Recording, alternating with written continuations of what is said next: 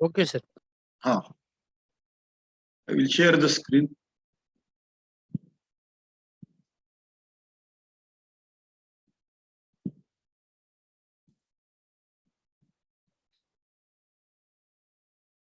Here you can see the block diagram of your or internal architecture of your microcontroller 8051.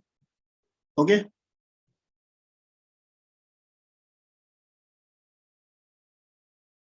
These are the ports.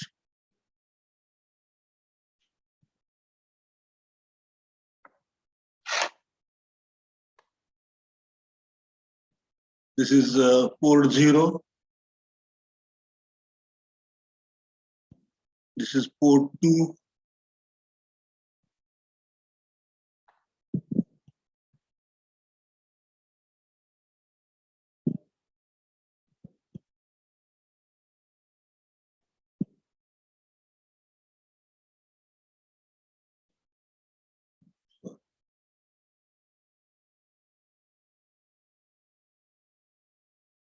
So here you can see the two ports. Okay, this is port 0. This is port 2. Both the ports are 8-bit ports. They are 8-bit ports. You can send or receive 8-bit data through these ports. Both are 8-bit ports. Correct. I think we have discussed all these things. RAM is 128 byte, and this is address generator from 00 to 7F addresses. They are generated by this RAM address register. Then there is ALU to perform arithmetic and logic processing. Okay. These are the two important registers, accumulator and register B, which are widely used in arithmetic operations, particularly. There are two temporary registers, temporary 1 and temporary 2. These registers are not accessible to the user. Means user cannot make use of these registers. Accumulator we can make use of. B register we can make use of. But temporary registers we cannot make use of. They are internally operated by the microcontroller, okay, or control unit. So they are not for user purpose. So there is a 4 kilobyte ROM, 4K ROM. To address the ROM, we have a program address register which will generate the addresses from 0000 to 0FFF. Correct. This is the address range for 4 kilobyte ROM. Okay, first address will be 0000 and last address of 4 kilobyte ROM will be 0FFF. Okay.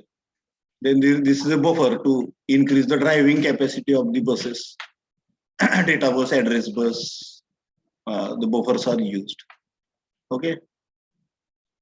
Then if you just go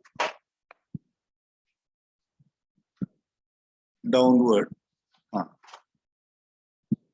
now here you can see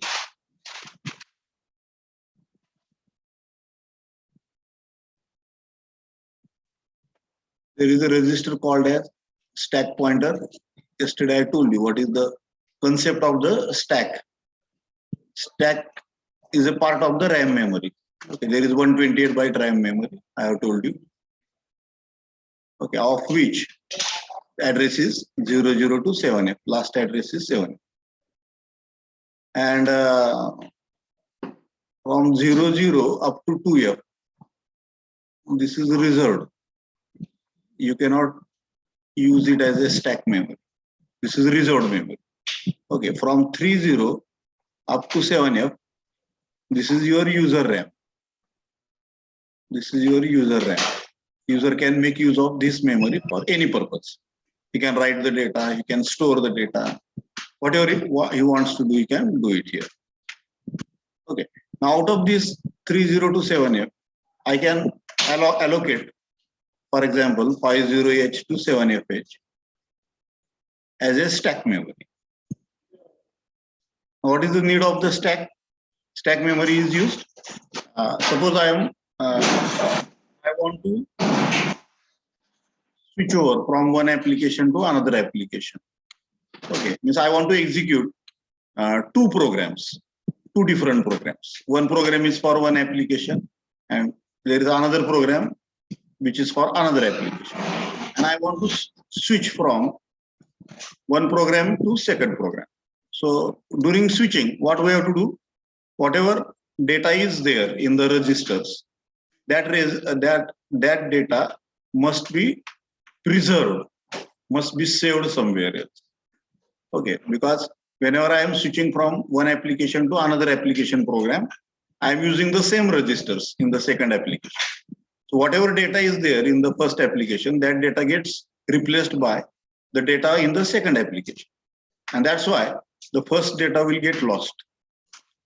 So we have to save that data before we go for the second application. Okay, or before we switch over to the other application. So that data is stored in the stack memory. And stack memory is normally the last part of the RAM. Okay. So I have told you 00 to 7F. These are the addresses of the RAM memory pages. Okay, 00 is the first page of the RAM memory, and 7F is the last page of the RAM memory. Correct. So from 50 to 7F, I can allocate this number of pages as a stack memory. So whatever data I want to store as a stack, I can store it in this region. Okay. So from 30 up to 4F, this will be purely user RAM. This will be user RAM. I can make use of this area, this number of pages for any purpose. Okay. But 50 to 7F, this is again reserved. I have reserved it for the stack memory. Okay. And 00 to 2F is already reserved by the microcontroller. Okay. For what it is reserved, that we are going to see afterwards. So you have to remember these things. Okay. That is the concept of the stack pointer. So stack pointer means it is a register, SP, it is called as SP register, which gives you the starting address of the stack. So my memory is, just now I have told you, my stack memory starts from 50H and ends at 7F. So this is the starting address of my stack. So SP is equal to 50H. So I will load this address in the stack pointer so that the microcontroller understands that the user has selected the memory from 50H to 7FH as the stack memory.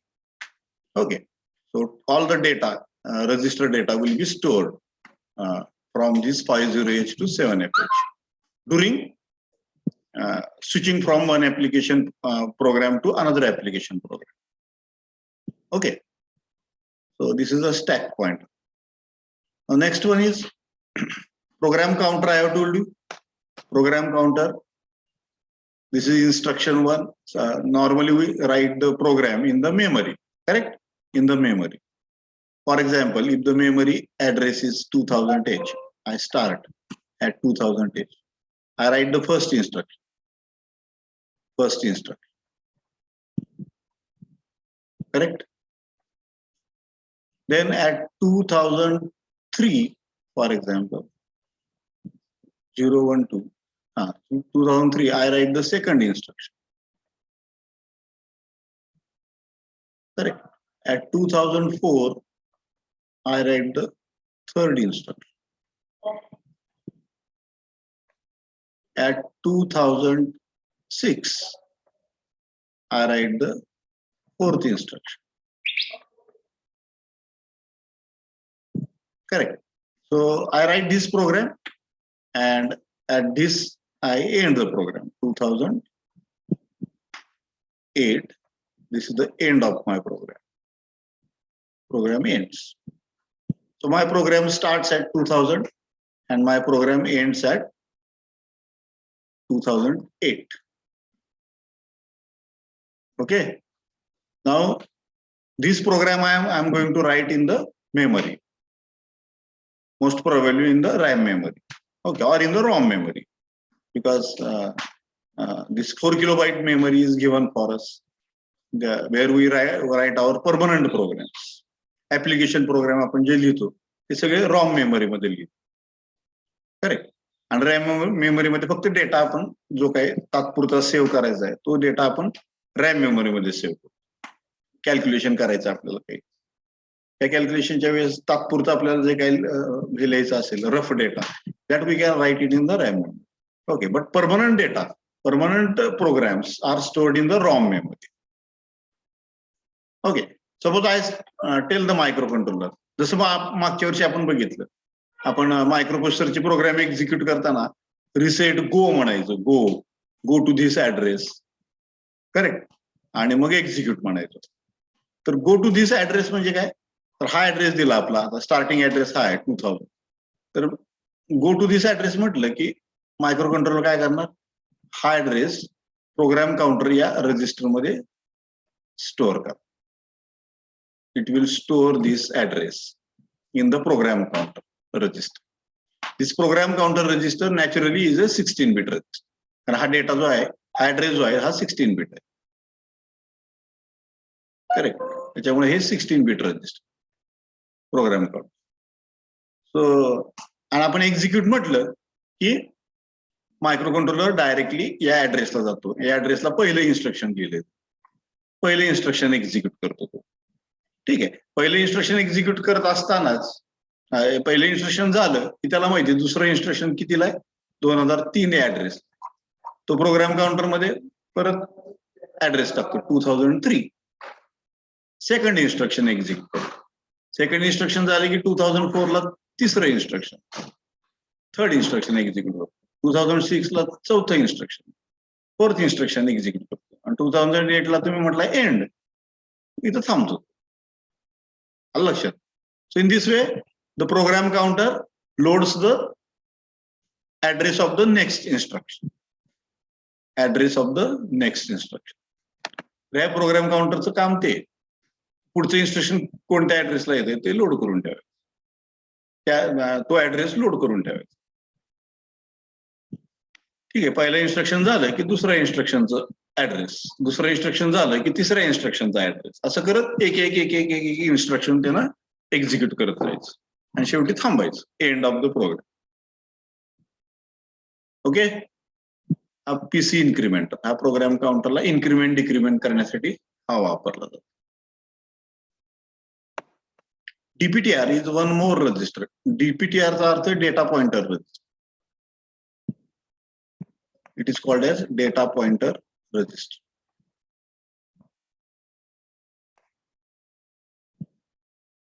Data D, pointer P, पॉइंटरला PT केले आणि रजिस्टरचं R, DPTR असं नाव दिलेलं. Data पॉइंटरला PT आणि रजिस्टरचं R असं म्हणून ते data pointer register. हे सुद्धा 16-bit रजिस्टर, हे सुद्धा 16-bit रजिस्टर. परंतु हे डीपीटीआर जे प्रोग्राम काउंटर सारखं 16-bitचं रजिस्टर आहे, हे जरी 16-bit असलं तरी मी ह्याला दोन ह्याच्यामध्ये डिवाइड करू शकतो. DPTR can be divided into 2 registers, 2 8-bit register. त्यांना मी सेपरेट आउट करू शकतो. हा 8-bit, हा 8-bit. ह्याला मी DPH म्हणतो आणि ह्याला मी DPL म्हणतो. हे खालच्या 8-bit, ह्या वरच्या 8-bit, असं त्याला मी डिवाइड करू शकतो डीपीटीआरला. ठीक आहे, आणि जर तुम्हाला 16-bit म्हणून वापरायचं असेल तरी तुम्ही ते रजिस्टर 16-bit म्हणून वापरायचं. ठीक आहे, जर तुम्हाला 16-bit म्हणून वापरायचं असेल तर त्याचं नाव डीपीटीआर राहणार. जर तुम्हाला 8-bit म्हणून वापरायचं असेल तर त्याचं नाव राहणार DPH आणि DPL. DPH म्हणजे वरच्या 8-bit आणि DPL म्हणजे खालच्या 8-bit. बरोबर आहे का, 16-bit रजिस्टर आहे, खालच्या 8 आणि वरच्या 8 असं त्याचं डिवाइड केलेलं. खालच्या 8 म्हणजे DPL आणि वरच्या 8 म्हणजे हायर म्हणजे DPH. लोअर आणि हायर इथं म्हटलं. H stands for higher and L stands for lower. So lower 8 bits and higher 8 bits or upper 8 bits. असं त्याचं डिव्हिजन केलेलं आहे. ठीक आहे, तर डीपीटीआर एक महत्वाचं रजिस्टर आहे. मी आता जे सांगतोय ते फक्त तुम्ही ऐका, कारण आपण ज्यावेळेस प्रोग्रामिंग करणार आहे त्यावेळेस हे सगळे रजिस्टर्स आपण वापरणार आहे, कसे वापरले जातात, त्यात कसं कुठलं इन्स्ट्रक्शन वापरावं लागतं, हे सगळं आपण घेणार आहे. परत फक्त तुमच्या डोक्यात हे आलं पाहिजे की काय काय आहे, बरोबर आहे का. जसं मी मागच्या वेळेस तुम्हाला एक्झाम्पल दिलं की ज्यावेळेस डॉक्टरचं ट्रेनिंग चाललेलं असतं त्यावेळेस डॉक्टरला ऑपरेशन डायरेक्टली करू देतात का? नाही. तर त्याला अगोदर आतले भाग सगळे शिकवले जातात. बरोबर आहे. पेशंटच्या पोटामध्ये काय काय पार्ट्स आहेत ते कसे दिसतात, ठीक आहे. ऍक्च्युअली त्याची चिरफाड करून त्याला दाखवलं जातं, डॉक्टरला दाखवलं जातं. किंवा जे स्टुडंट्स आहेत, मेडिकल स्टुडंट, त्यांना आपण प्रॅक्टिकलच्या वेळेस ते पूर्ण दाखवतो. डोळा कसा असतो पूर्ण आतमध्ये खोलून दाखवतात. डोळा, नाक कसं असतं, ट्रॅक कसा असतो नाकाच्या आतमध्ये, तोंडाच्या आतमधून ट्रॅक कसा जातो, आतल्या आतडी कशी आहेत, ते सगळं त्यांना उघडून पूर्णपणे उघडून दाखवतात. म्हणजे आपलं आतलं आर्किटेक्चर जे आहे आपल्या पोटातलं किंवा आपल्या शरीरातलं ते पूर्णपणे उघडं करून दाखवलं जातं. बरोबर आहे. ते काय, कारण ते उघडं करून दाखवल्याशिवाय डॉक्टरला माहीतच होणार नाही कुठला पार्ट कुठे आहे, किडनी कुठल्या बाजूला येते, लिव्हर कुठल्या बाजूला येतं, पॅनक्रियास कुठल्या बाजूला येतात, बरोबर आहे का, जठर कुठं आहे, फुफ्फुस कुठं आहे, हार्ट कुठं आहे, हे त्याला दिसणार कसं? वरनं तर दिसू शकत नाही. म्हणून त्याला ते पूर्ण फाडून दाखवतात. ठीक आहे. ह्याला म्हणायचं इंटरनल आर्किटेक्चर. आणि हे जोपर्यंत त्याला पूर्ण माहीत होत नाही तोपर्यंत तो ऑपरेशन करू शकत नाही. तसंच आपल्याला सुद्धा जोपर्यंत आपल्याला हे आतलं सगळं माहीत होत नाही तोपर्यंत आपण प्रोग्राम लिहू शकत नाही.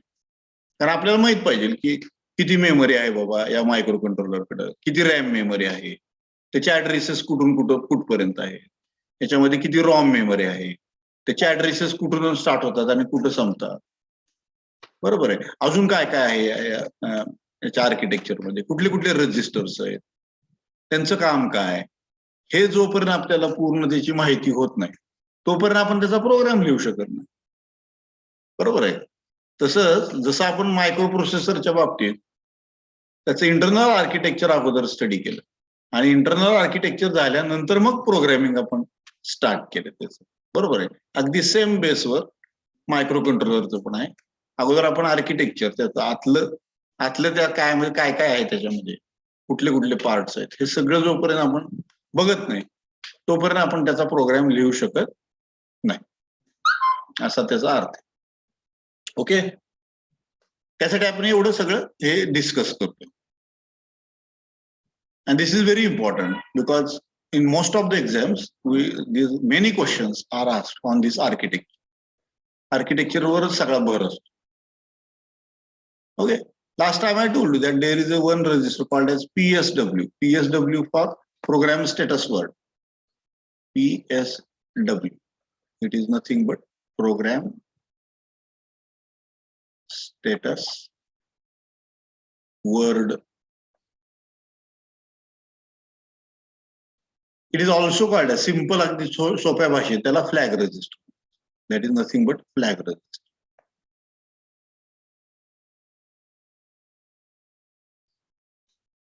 याच्यामध्ये कुठले कुठले फ्लॅग आले? कॅरी फ्लॅग आला, झिरो फ्लॅग आला, ऑक्सिलरी कॅरी फ्लॅग आला,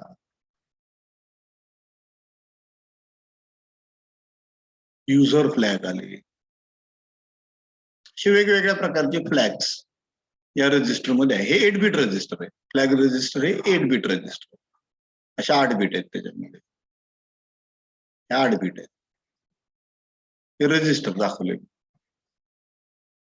ठीक आहे. त्यातली एक बीट आहे ती कॅरीसाठी वापरलेली, एक बीट आहे ती झिरोसाठी वापरलेली, एक बीट आहे ती ऑक्झिलरी कॅरी फ्लॅगसाठी, एक बीट आहे ती ओव्हरफ्लो फ्लॅगसाठी, एक बीट आहे ती युजर फ्लॅगसाठी, एक 2 बिट्स. बरोबर आहे. 2 बीट बँक स्विचिंगसाठी,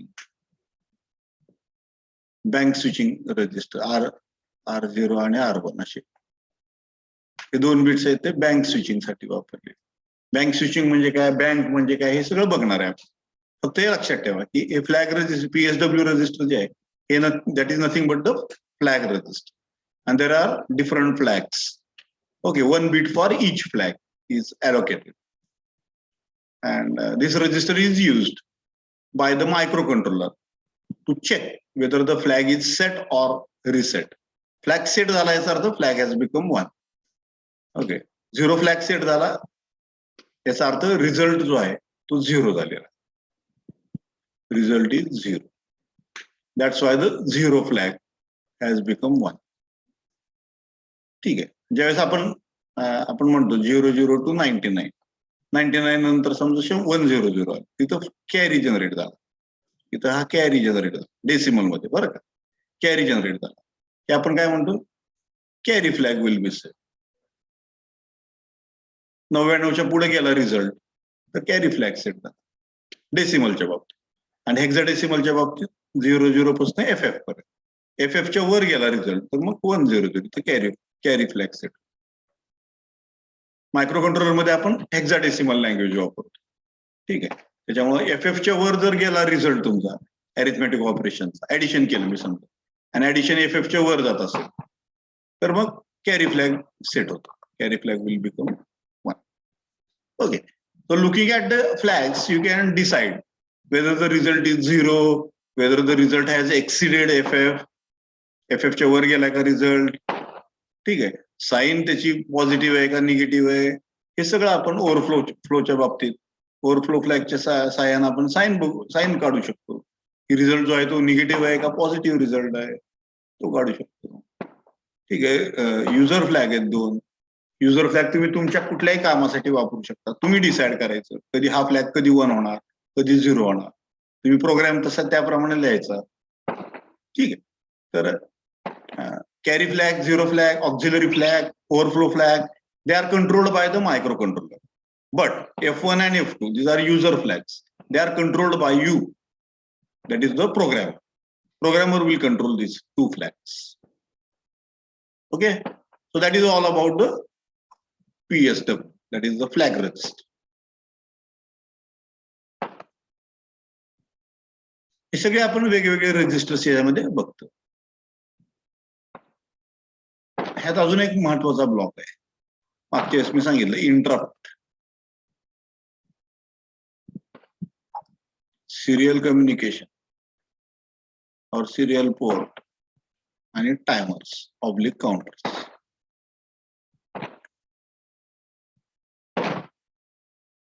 हे 3 महत्वाचे ब्लॉक्स. इंटरप्ट मध्ये 2 एक्सटर्नल इंटरप्ट आणि 3 इंटरनल इंटरप्ट, असं बायफर्केशन. ठीक आहे. 2 एक्सटर्नल इंटरप्ट आणि 3 इंटरनल इंटरप्ट. म्हणजे मायक्रो कंट्रोलरला बाहेरून 2 डिव्हाइसेस इंटरप्ट करू शकतात. मागच्या वेळेस मी तुम्हाला क्लिअर कट सांगितलेलं आहे. What is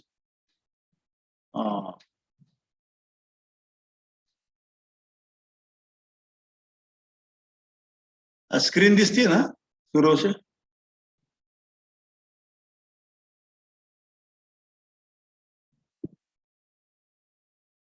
Suravase Mahadik screen दिसती का माझी?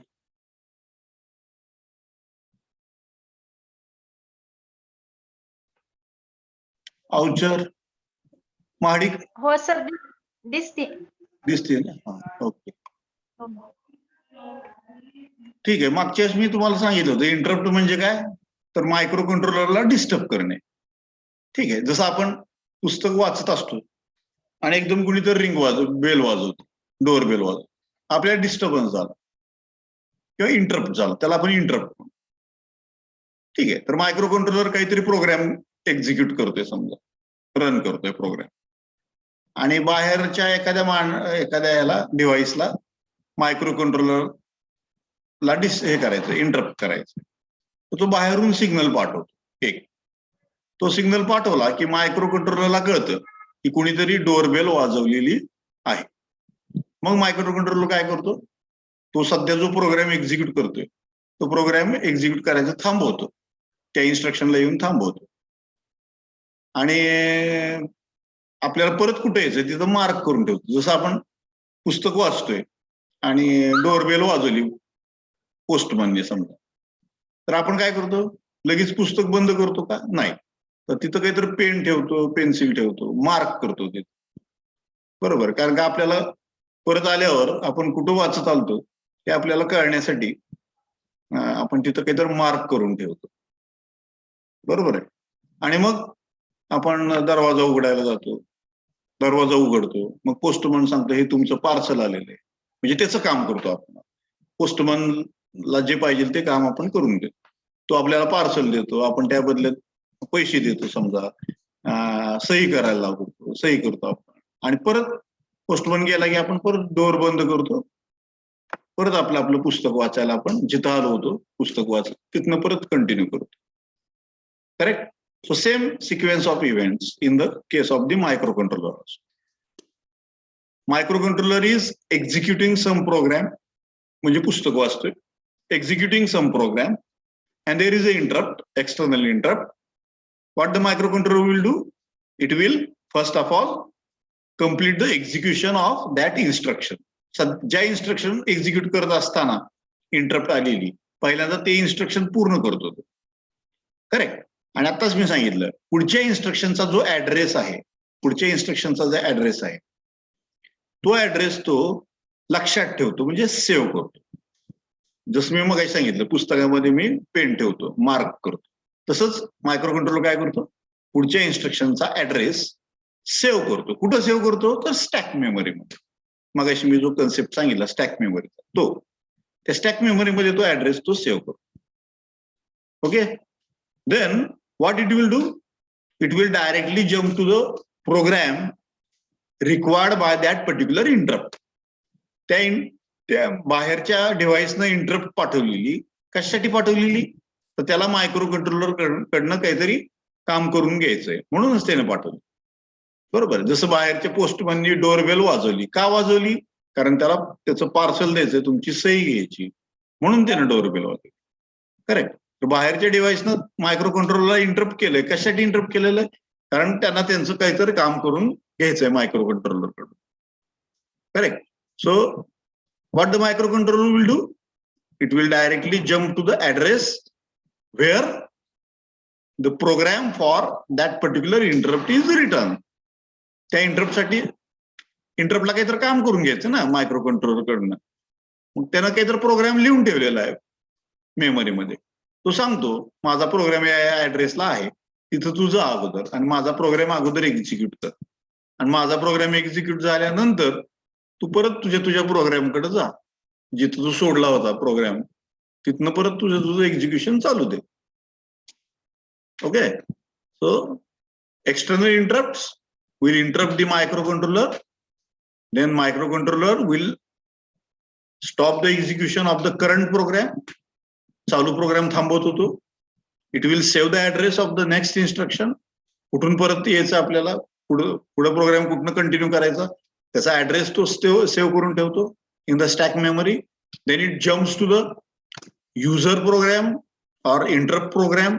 इंटरप्ट साठी लिहिलेला जो प्रोग्राम आहे तिथं जम्प करतो तो. It executes that program, completes the execution of that program, and returns back to the old program. जुना जो पहिला जो प्रोग्राम तो एक्झिक्यूट करत होता त्या प्रोग्रामला तो परत येतो.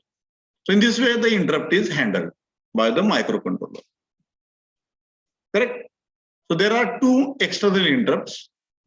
दोन एक्सटर्नल इंटरप्ट्स आहेत. बाहेरनं दोन डिव्हाइसेस मायक्रोकंट्रोलरला एक्झिक्यूट करू शकतात, आणि आतनं म्हणजे मायक्रो कंट्रोलच्या आतमध्ये जे हे आहेत, टायमर्स आहे, सिरियल पोर्ट आहे, ते पण मायक्रो कंट्रोलरला इंटरप्ट करू शकतात. ठीक आहे, तर त्या इंटरप्ट कशा आहेत? बाहेरनं आलेल्या आहेत का? नाही, तर त्या आतमधनच जनरेट झालेल्या आहेत. मायक्रो कंट्रोलरच्या आतमधल्या पार्ट मधनच जनरेट झालेल्या interrupt. So those interrupts are called as the internal interrupt. So there are 3 internal interrupts in the microcontroller. Okay, one is from timer 0, another is from timer 1, and one is from serial port or serial communication. Okay, so that is the interrupt structure of the microcontroller. Serial port दूसरा part हा पहिला झाला, हे पूर्ण झाला. आता serial port. Serial port मध्ये in the serial communication, I have already told you, serial communication means 8-bit data. 8-bit data is sent 1 bit at a time. 1 bit at a time. ठीक आहे. याचा अर्थ हा डेटा आहे समजा 110. हा data serially पाठवायचा, तर पहिल्यांदा 1 पाठवलं जाईल. हे 1 पहिल्यांदा जाईल, ना थोड्या वेळाने हे 1 जाईल, थोड्या वेळाने हे 1 जाईल, त्याच लाईनवर बरं का. एकच वायर वापरलेली आपण. 1 म्हणजे हाय आणि 0 म्हणजे लो.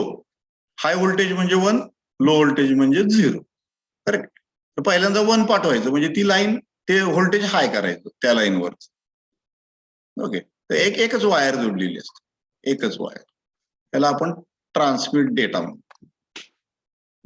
ठीक आहे.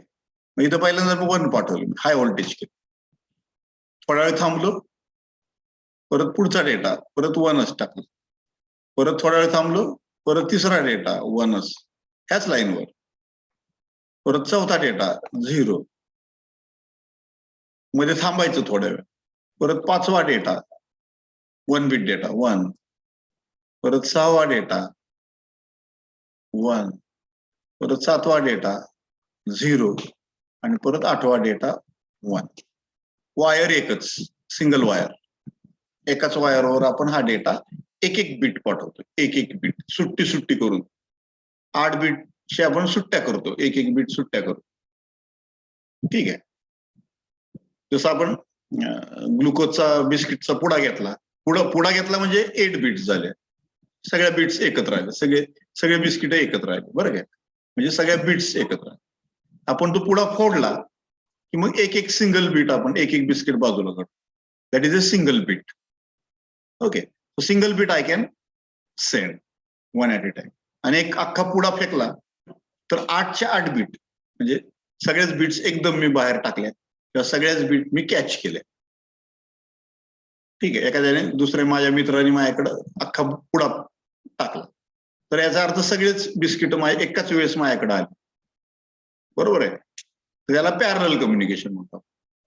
8च्या 8 बीट 16च्या 16 बीट एकदम पाठवले तर त्याला पॅरलल कम्युनिकेशन.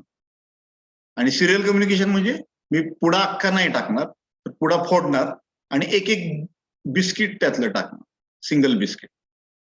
त्याला म्हणायचं serial communication. Okay. So this is basic difference between serial communication and parallel communication. Parallel communication याचा अर्थ अख्खा बिस्किटचा पुडा सगळे बीट्स एकाच वेळेस पाठवायचे, थ्रो करायचे किंवा सगळ्याच बीट्स एकाच वेळेस कॅच करायचे, त्याला म्हणायचं पॅरलल कम्युनिकेशन.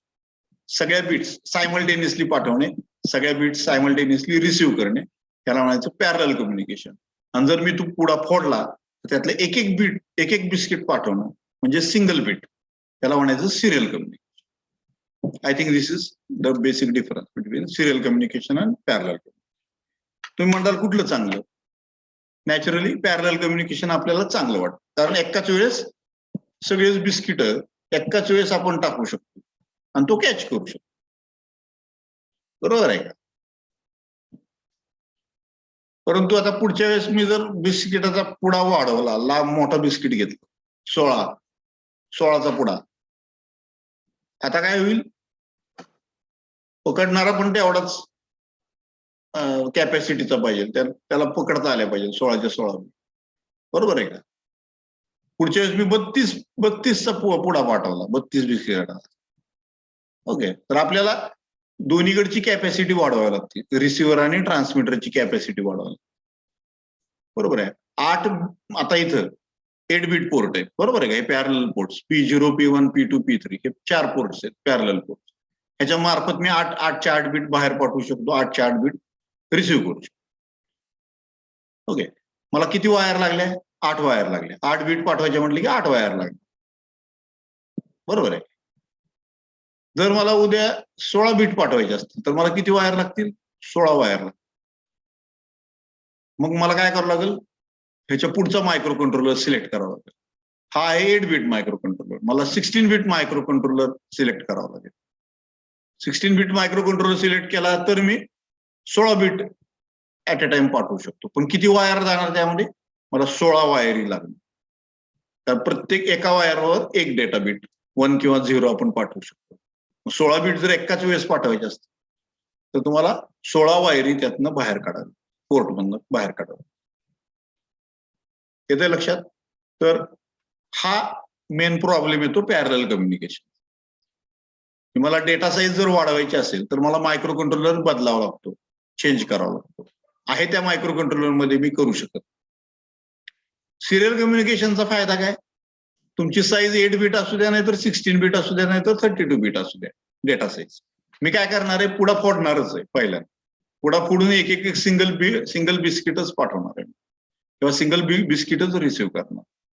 त्याच्यामुळे मला काय फरक पडत नाही मायक्रो कंट्रोलर 8 बीट आहे का 16 बीट आहे का 32 बीट आहे, डेटा साईज किती असू द्या, कारण मी एक एक बीटच पाठवणार. That is the best advantage of the serial communication. It doesn't depend upon the data size. Data साईजचा त्याच्याशी काही संबंध. 8 बीट डेटा असला तरी ते सुट्ट करूनच पाठवणार आहे. 16 बीटचा डेटा असेल, मोठा पुढा असला तरी मी पुढंच फोडणार आहे. पुढा फोडून एक बिस्किटच हे करणार आहे, पास ऑन करणार. त्याच्यामुळं मला काही फरक पडत नाही. पुढं 8 बिस्किटाचा आहे का 16 बिस्किटाचा आहे का 32 बिस्किटाचा पुढा आहे, काय फरक पडत. आपण पुढा फोडून एक सिंगल बिस्किटच आपण त्यातलं सुट्ट एक बिस्किट आपण पास ऑन करणार. That is the advantage of the serial communication. Okay, so serial communication is widely used or largely used in the case of the microcontroller. That is to be understood. So I think this is clear to you.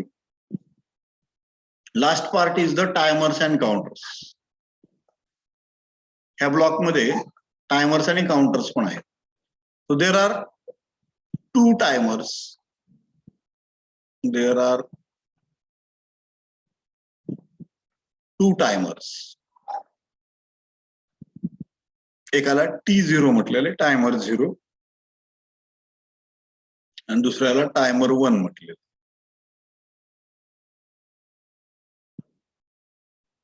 Micro controller मध्ये 2 टायमर्स पण आहेत आणि हे दोन्ही टायमर्स 16 bit टायमर्स. आता तुम्ही म्हणताल 16 bit timer म्हणजे काय, तर ते बघू आपण.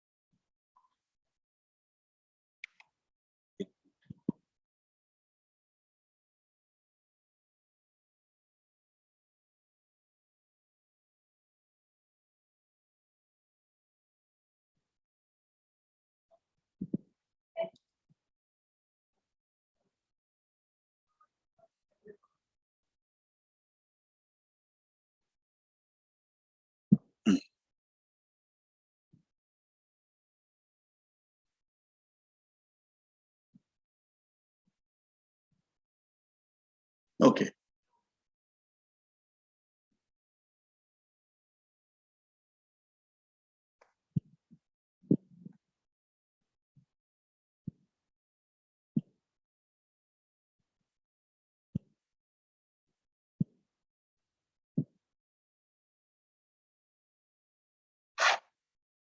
आता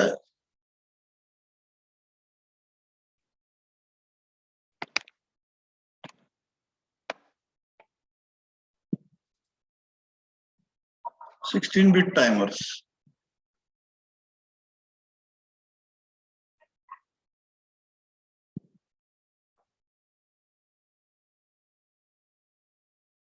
पब्लिक काउंटर्स.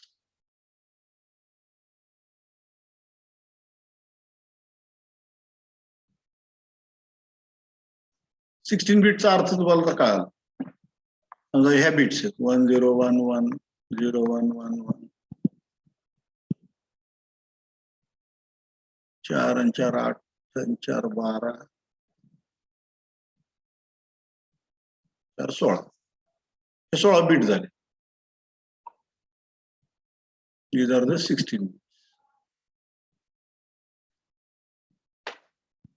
ठीक आहे. तर आपण या टायमर मध्ये हे 16 बीट टायमर याचा अर्थ या टायमर मध्ये मी 16 बिट्स लोड करू शकतो. ओके. सर्वात लहान 16 बिट्स म्हणजे 00 सगळेच 0 केले बिट्स. सगळ्याच बिट्स 0 केले.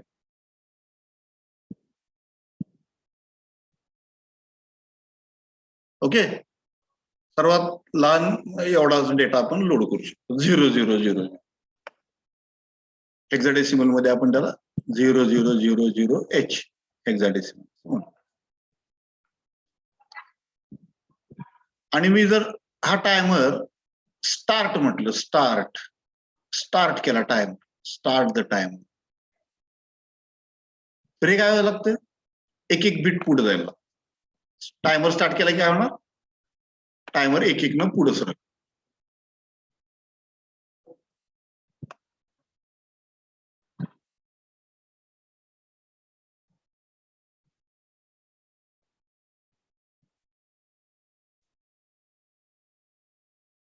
ओके.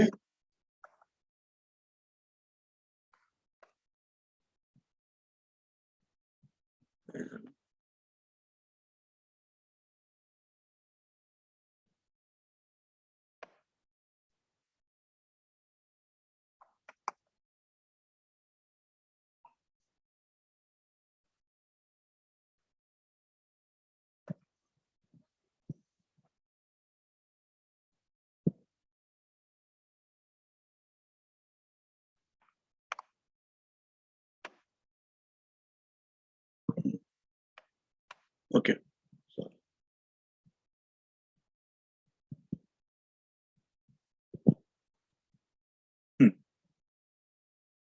मी जर स्टार्ट टायमर म्हटलं तर आपल्याला माहिती आपण कसं मोजतो 1 2 3 4 5 6 7 8 9 10 असं